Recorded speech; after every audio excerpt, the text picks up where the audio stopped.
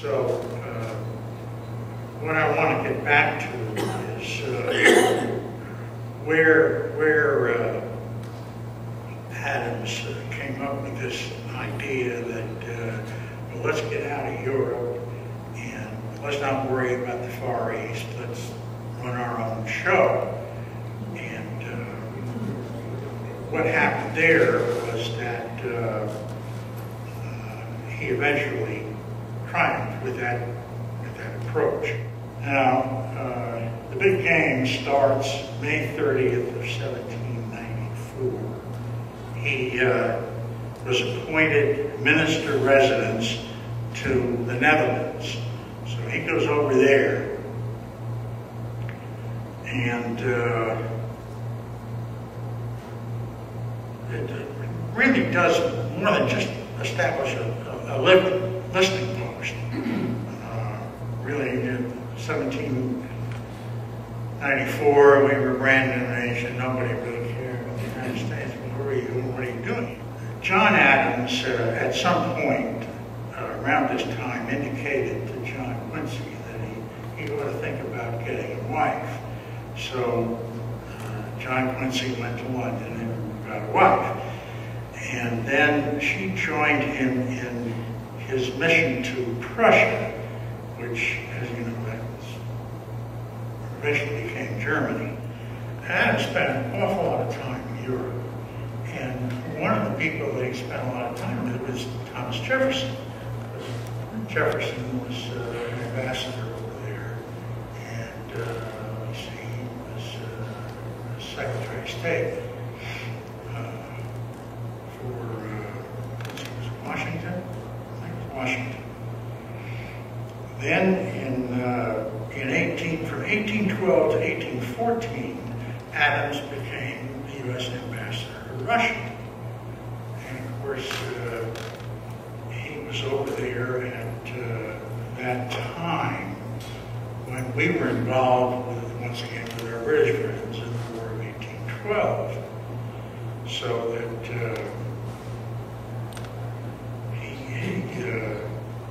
then after the ambassadorship to Russia, you got the War of 1812 and the Peace of Ghent. So after the Treaty of Ghent, which ended the War of 1812,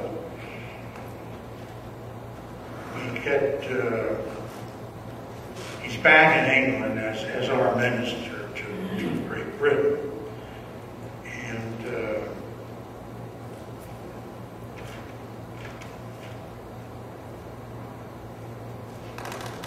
what the capstone of Adams' career in the foreign area was the Monroe Doctrine. Now, Monroe gets his name on it, but Adams, with his experience, Monroe was Secretary of State for Madison, and then Adams came in to be Secretary of State for Monroe. And basically together they worked out the Monroe Doctrine. What the Monroe Doctrine does is it becomes the foundation of American foreign policy. And what I'm going to do is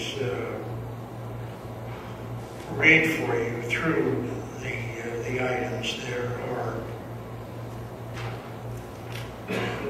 14 of them. And now this may sound a little bit strange as I go through this, but you're going to say, well, we know all about that, and it really, in a lot of ways, no longer applies. But when it went through during the Monroe administration, it was a big deal. First of all, sovereign independence of the United States. Second, freedom of the seas. Freedom of commerce and navigation, freedom from European wars and politics. Well, that went down the drain in the First World War. No transfer principle, meaning Europe couldn't establish a colony or some kind of governing thing and transfer it to another foreign power. continental expansion. What Beam says in this book is that John Quincy Adams, the guy who thought up Manifest Destiny, all of us think took American history. That came along later. But he was thinking about Texas and California when that was established. So self-determination of peoples, we all know that's a big deal. No further European colonization in the New World. Non-intervention on the part of European people. And there are just a few more.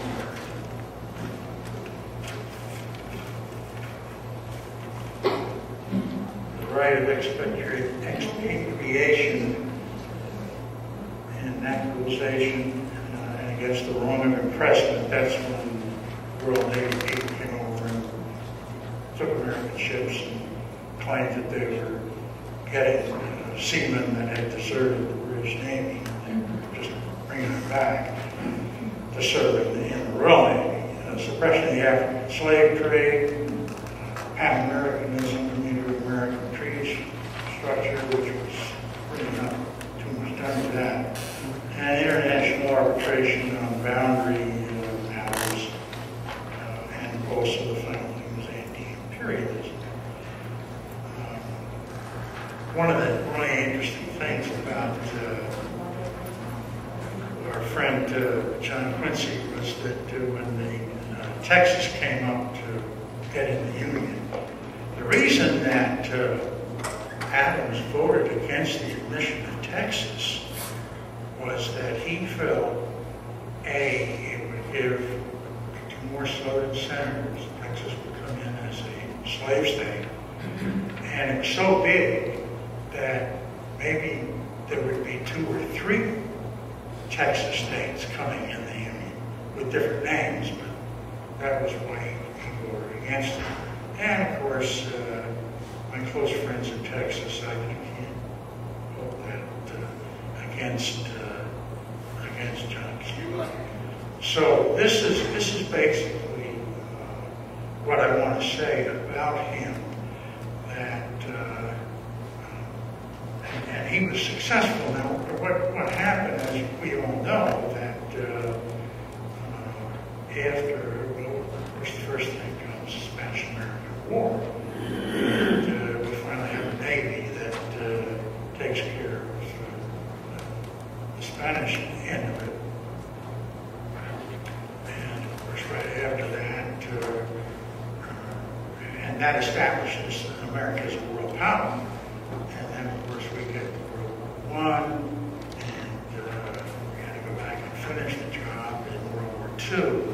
So that a lot of these basic tenets, which we take for granted, have now long since established. So with that, I will say that that's the end of my talk. I'm sure there'll be questions and comments, so the floor is open.